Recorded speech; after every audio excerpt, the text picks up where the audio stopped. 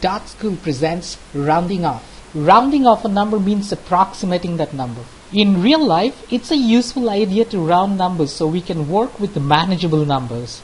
Say when you go for shopping and quickly want to find out if you have enough money with you to buy something of your choice. Let's say when you're not carrying a calculator with you, neither you are carrying a piece of scratch paper or pen or pencil where you could do your calculations, and everything needs to be done mentally. You want to rely heavily on rounding. When we round a number, we do that to a certain place value to the right or left of the decimal point. This is best explained through an example. Let's say we want to round the number 2563.7196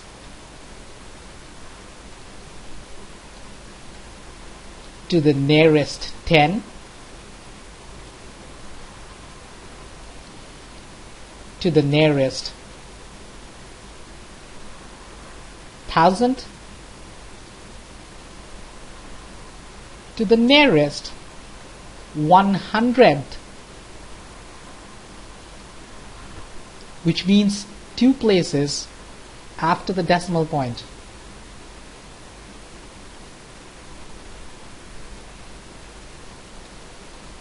And finally to the nearest 1000.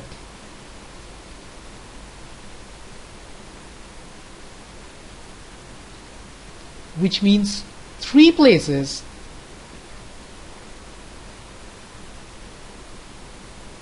after the decimal point. Please note that there's a difference between nearest thousandth and nearest thousandth with the th on. The thousands place without the th is the 2 out here. So if you start counting from immediately left of the decimal point, I hope you already know that this is the ones place, this is the tens place, this is the hundreds place, and this one's the thousands place. And to the right of the decimal point, you have the tens place, the hundreds place, the thousands place. We have a 9 there in the thousands place, and so on.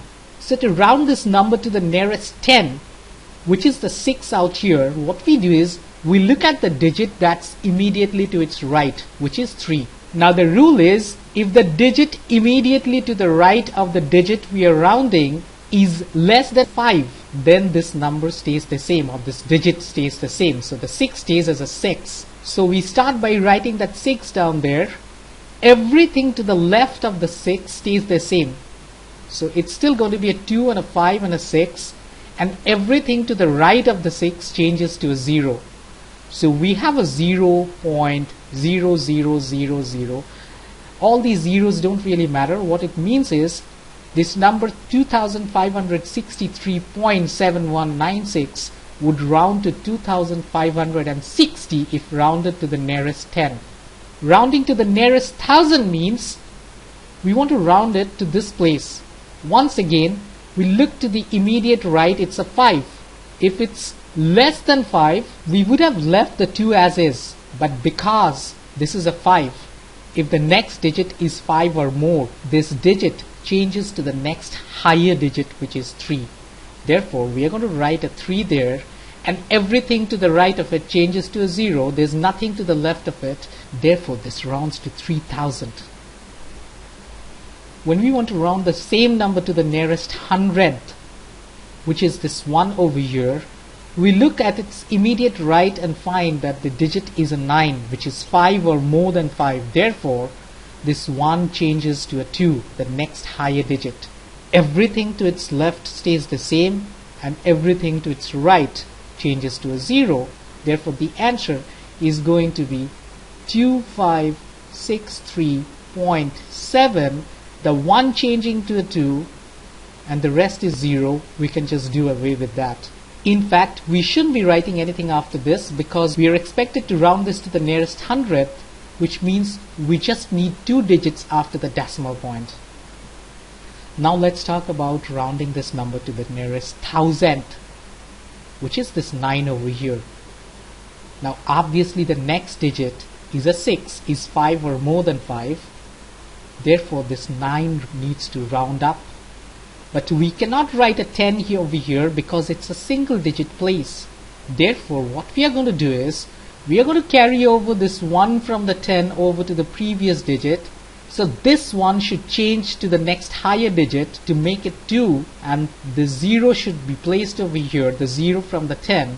So the answer is going to be 2563.720. And the digit after that, as you know, no longer stays the same. It changes to a 0. We don't need that because a thousands place means 3 places after the decimal point.